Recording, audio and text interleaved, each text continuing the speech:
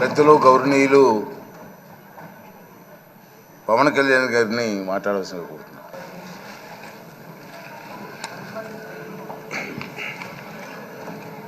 పదహారవ శాసనసభకి ఏకగ్రీవంగా ఎన్నికైన సభాపతి శ్రీ చింతకాల అయ్యన్ పాత్ర గారికి హృదయపూర్వక నమస్కారాలు, మీ శుభాకాంక్షలు. ఇది నేను మొదటిసారి అసెంబ్లీలోకి అడుగు పెట్టడం. ఇలాంటి సుదీర్ఘ రాజకీయ అనుభవం ఉన్న దాదాపు 7 సార్లు ఎమ్మెల్యేగాను, ఒకసారి పార్లమెంట్లో అడుగుపెట్టిన మీకు, Panchayati Raj, technical education, forest, R&B అనేక మంత్రిత్వ శాఖల్ని సమర్థవంతంగా నిర్వహించిన మీకు ఈ సభాధ్యక్షుడు, ఈ స్పీకర్ స్థానంలో కూర్చోవడం నాకు చాలా ఆనందంగా ఉంది. ఇన్ని దశాబ్దాలు ప్రజలు రాజకీయ జీవనంలో ప్రజలు మీ వాడి వేడి చూశారు. మీకు కోపం వస్తే ఋషికొండను చెక్కినట్టు ప్రత్యర్థులకి పదునైన ఉత్తరాంధ్ర యాసలో గుండు కొట్టేస్తారు. ఒకటే బాధేస్తా ఉంది సార్, ఇకపైన మీకు తిట్టే అవకాశం లేకపోవడం. కానీ ఇక మీద సభలో ఎవరు తిడుతున్నా దాన్ని ఆఫ్ చేసే బాధ్యత మీ చేతిలోనే ఉంది. మీరే మైక్ ఆఫ్ చేయాలి. అంటే మా చిన్నప్పుడు నేను చూసేవాడు, ఒకసారి అల్లరి చేసే అబ్బాయిని క్లాస్ లీడర్ చేసేవాడు చిన్నప్పుడు మా స్కూల్లో. కానీ ఇన్నాళ్ళు ప్రజలు మీ వాడి వేడి పలుకులు, మీ ఘాటైన వాగ్దాటి చూశారు. ఈ రోజు నుంచి రాష్ట్ర ప్రజలు మీ హుందాతనం చూస్తారు. డిబేట్స్ వెనకాల దాక్కుని సంస్కారహీనమైన భాషలని, భావాలని రకరకాల మాధ్యాల్లో విరజిమ్ముతూ ఉంటారు. దాని నియంత్రణ మీ ఆధ్వర్యంలో ఇక్కడి నుంచే మొదలవ్వాలి.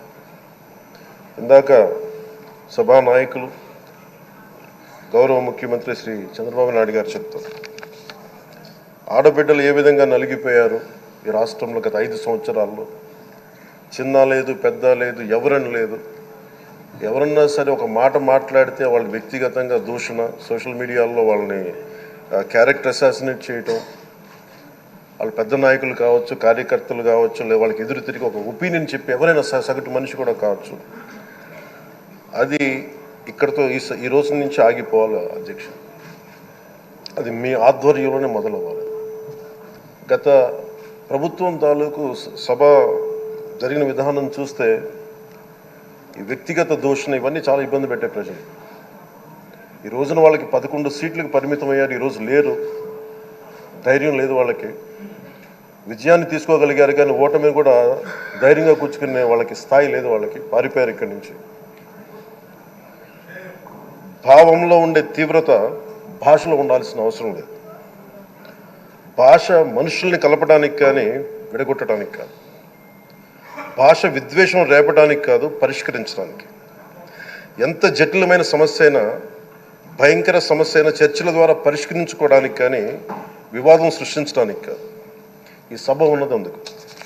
కానీ మనం చూసింది వాళ్ళ దగ్గర నుంచి బూతులతోటి, వ్యక్తిగత దోషులతోటి రాష్ట్ర పురోభివృద్ధిని ఆపేశారు. అలాంటి సభ కాకుండా ఇందాక మన పెద్దలు శ్రీ గౌరవ ముఖ్యమంత్రి చంద్రబాబు గారు చెప్పినట్టుగా ఇది భవిష్యత్తుకి ఇది ఒక ప్రమాణం అవ్వాలి.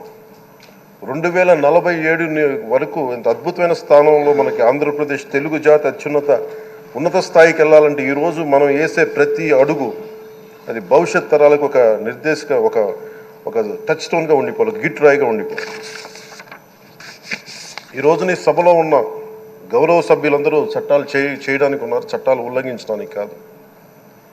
విభేదించడం అంటే ద్వేషించడం కాదు, వాదించడం అంటే కొట్టుకోవడం కాదు. ఇవన్నీ విభేదించడం, వాదించడం ఇవన్నీ ప్రజాస్వామ్యానికి చాలా మౌలికమైన పునాదులు.